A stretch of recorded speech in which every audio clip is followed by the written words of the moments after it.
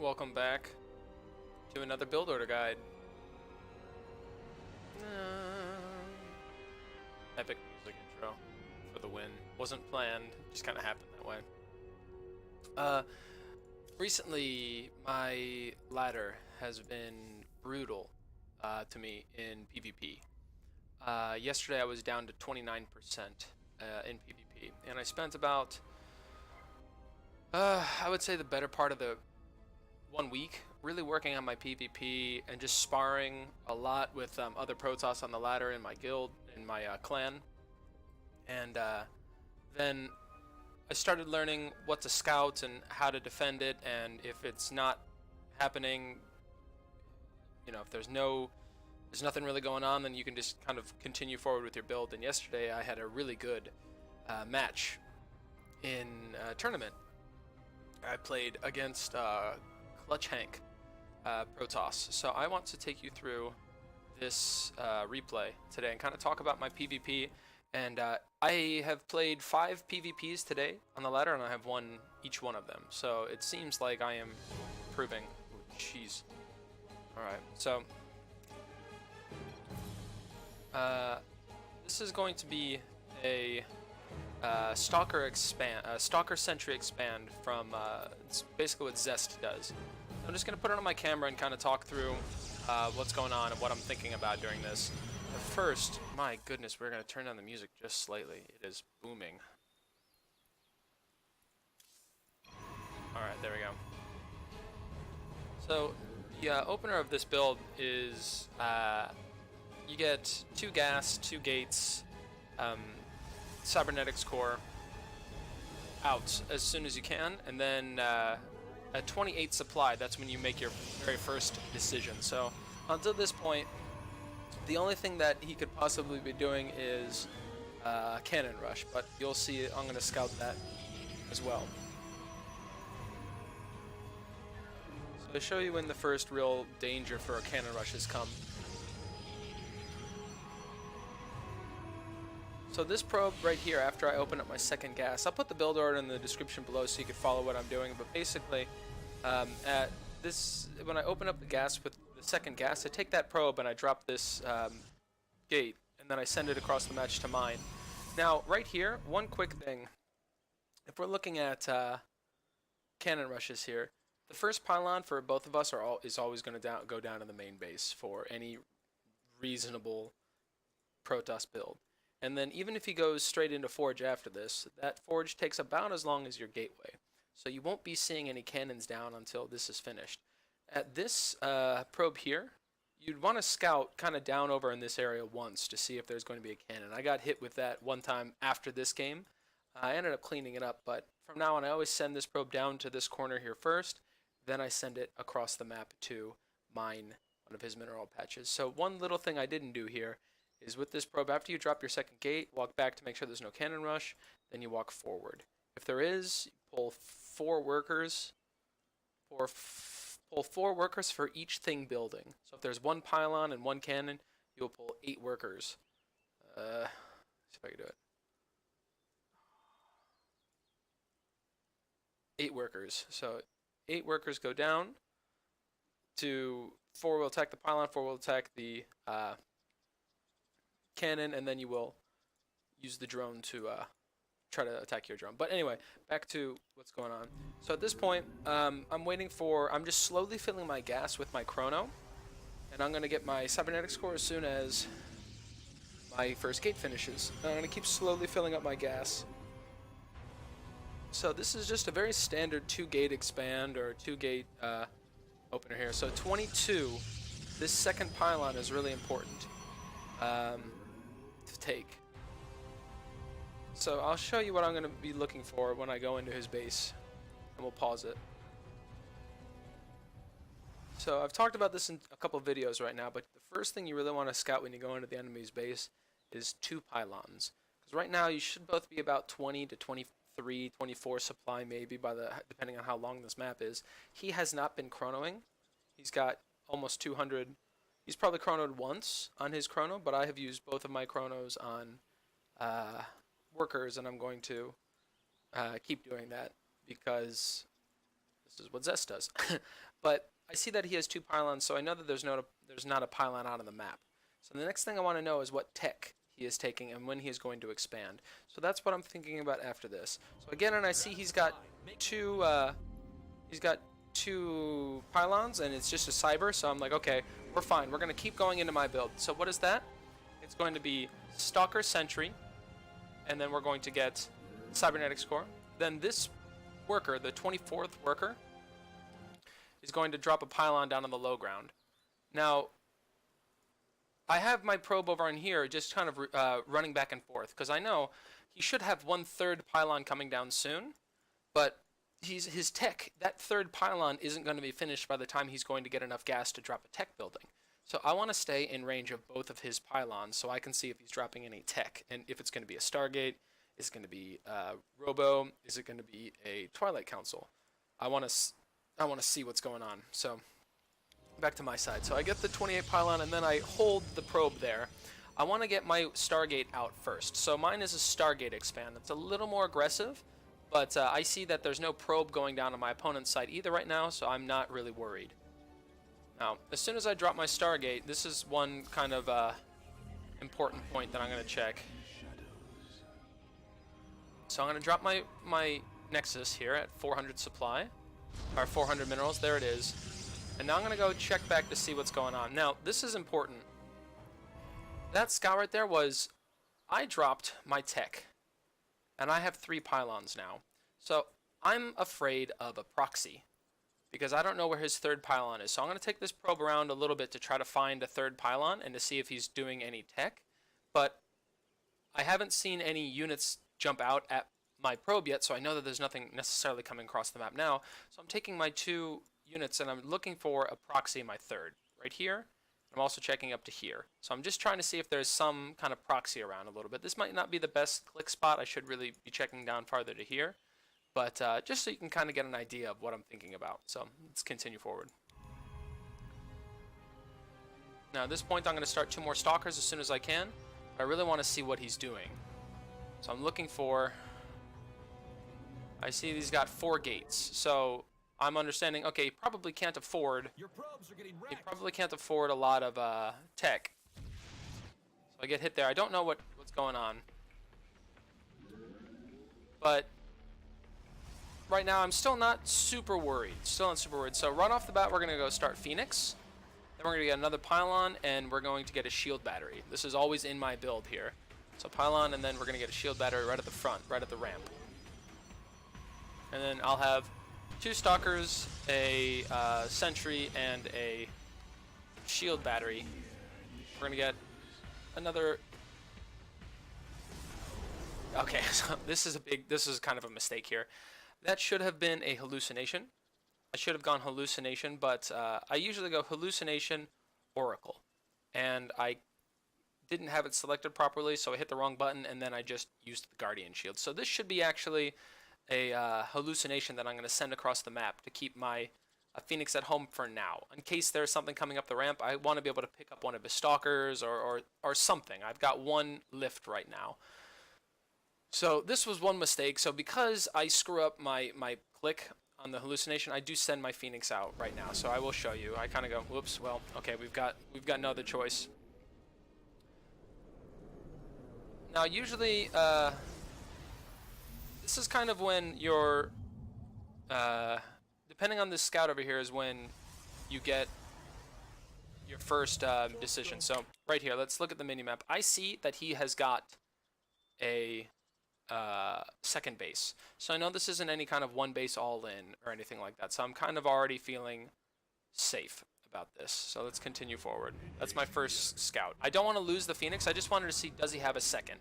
Answer is yes. I'm bringing the Phoneix home until I have more Phoneixes. So I'm feeling safe. I'm going to start up my 3rd Phoneix, and now I'm going to drop my Robo and a Forge. This is the next step. So instead of Robo and Forge, you should always be dropping a Robo here.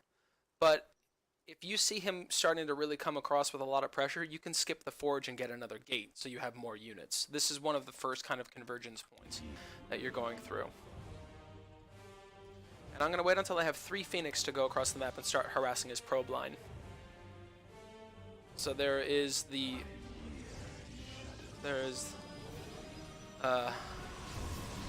It's the Robo. And now I've got my 3 Phoneix. I'm going to turn those into warp gates. I'm going to get 2 more gas. I might have forgotten my second gas. This wasn't a perfect build, but it was good enough. I get it. Start a 4th Phoneix here, and then we'll get the Forge. I'm a little bit late on the Forge. It's not a big issue, so now I'm just doing a little bit harass. Just trying to get some units. Just trying to pick up some workers. I don't want to lose my Phoneix. I'm trying to hit them hotkeys. I'm screwing it up a little bit.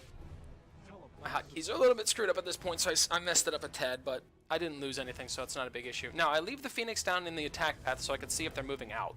This is going to be the most crucial point of this build. I don't really care if they're... I don't really care if my Phoneix are not doing a lot of damage, as long as I'm getting scouting information with them. So right behind that 4th Phoneix, again, my Forge is a little bit late. I should have started the Forge a lot faster. As soon as I got my Robo down, it should have been Robo Forge, but I'm doing it with the Twilight Council. Now the next is when I expand on my gates. Now, I don't see any reason to kind of move across the map right now. So what I'm going to do is, I have a decision here. I'll kind of show you what I'm going to check and think about. Right here. Okay, so right here, 6:30. 6 minutes to 6 minutes and 30 seconds. When you add on your Twilight Council, you should add on 3 more gateways. Gate. Somewhere. You should add on 3 more gateways with your Twilight Council every time. However, I see that he's already got his 3rd base started. So I'm not really worried about a lot of aggression. If we look right now, actually, he's got... let me see, who is this? Danberg. Yeah, I was like, the colors don't match over here, but he has 14. Let's just take a look at what's going on over here. He's got a little bit of Immortal, a Stalker Sentry up here, and then I've got Stalker Sentry Immortal over on my side. I've got Twilight and Forge down on my side. He's got his double Forge and a Twilight over on his side. So if we're looking at gate counts right now, we're still both on 2 gates. Or 3. He's on 3. I might be on just 2. Yeah. Because I have these Phoneix across, I really leverage a lot of my build order on what I'm seeing with these Phoneix. So if I didn't see this 3rd base, I was going to add on 3 gates. But because I saw he already had his 3rd, I wanted to start my 3rd up as well. So I sent the probe down here early to make this kind of reaction decision very quick. But this is one of the first scouting points, the other big convergence points that you have. When you get your Twilight Council, is he expanding or is he adding on gates? You should be doing the same. If he's going to be really greedy, yeah, I can add on some gates and try to do a big push, but if it doesn't work, then he has 3 bases. So I like to play more of the macro game, if possible. And luckily I got a really good kind of macro player. So behind this, we're going to start up Charge and +1, and now we're going to spend the next gas we have to get a Templar Archive. And I'm still just making sure that my Phoneix over here on the minimap, I can make sure that if any heat is coming down my way, if any aggression is coming down, I can see his main army move out.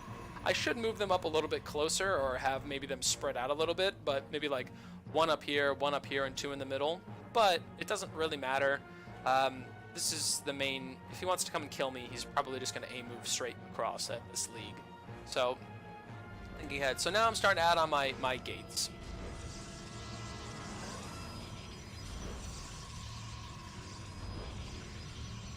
Adding on some gates here. So I'm going to go up to 8 gates is what I want. 8 gates. And then I have 3, 4, 5, 6, 7, 8. So it's 5 more gates. So it's a little late on the gates, but I didn't need them. I've been making Immortals. I've been doing what I need to do. I've been spending my cash. I've got my 3rd base down. I'm starting to make more drones, getting charge. I think my Twilight Council is a little bit late. Oh no, it's there. Okay, so now, good. So I'm going in to get some more drone kills. Right now I've got, already 7 of his drones down. And I just kind of come in to see what he's building, to see what's going on with his army. So the border up top was in the way, but I'm seeing that he's got some Stalkers. Okay, I've got Stalkers, I've got a lot more. So let's talk about army positioning here for a second. My most vulnerable spot right now is my third base. So I've put some of my army over here, and I'm going to continue warping in on this main ramp. So I have kind of coverage on all sides. +1 finished, I should start +2 as soon as I can. I think I may just be waiting for gas. There it is. Yep, just waiting for some gas. And I'm going to push out on the map at +2 is what I want to be doing. Until right now.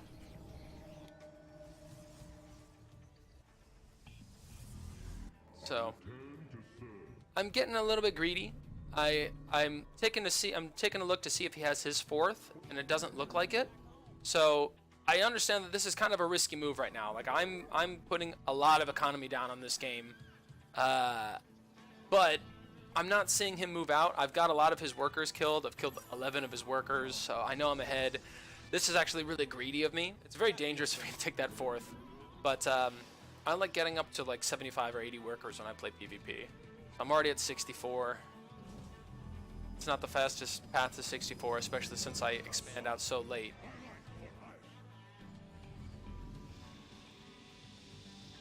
But I'm just going for Charge That Immortal Archon. I'm waiting until I have some gas, and I spend that into Archons, and then any unused gates I dump into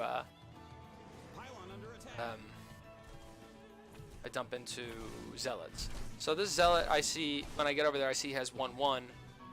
So I'm just starting 2-0. So he does have a bit of an upgrade advantage against me. He's going to be getting 2-2 while I'm still on maybe 2-0, which is going to, you know, be a little bit more in his favor. But I've got a lot of other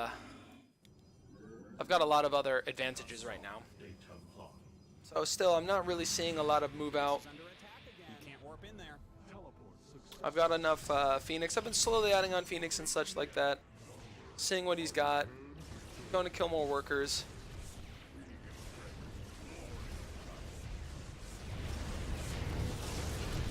I'm just going to get out of there. So right now we've killed about 20 of his workers. Keeping his economy down. Keeping him on lower base numbers. And I have quite a bit of map control with these Phoenix. So again, put him back down the attack path, and I see right there, I saw him moving out. So I'm trying to bring him home. I don't want to move out yet. I want to wait until I'm maxed out. But I think he's just getting fed up with it. No, I bring him home. I bring at least some of his army home. Jump into the main. Again, yeah, 27 workers, 30 workers. Right now, I know I'm floating minerals, but I'm actually just enjoying myself at the moment. So I bring back to the main attack path. I see that his army's there. I'm bringing out, I have, how many workers am I at? I'm taking a 5th base because I'm insane. I've got 82 workers, he's on 36.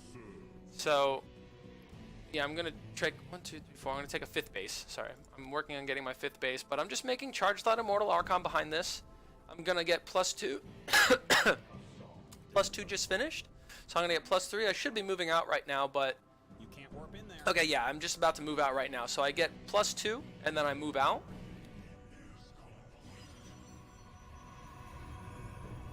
He sees that I'm taking another base, so I'm just moving straight across the map. Now right here, my Phoenix is right out of position. I didn't see this coming in, so this is just a bad kind of position. I'm out of position on this, but I'm not really worried considering I'm taking a 5th base down at the bottom. I can lose this base and still be very comfortable, but I do get a nice surround on him.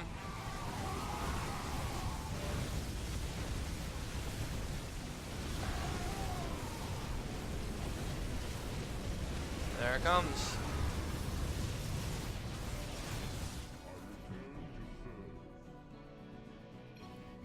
So there it is. I get the G.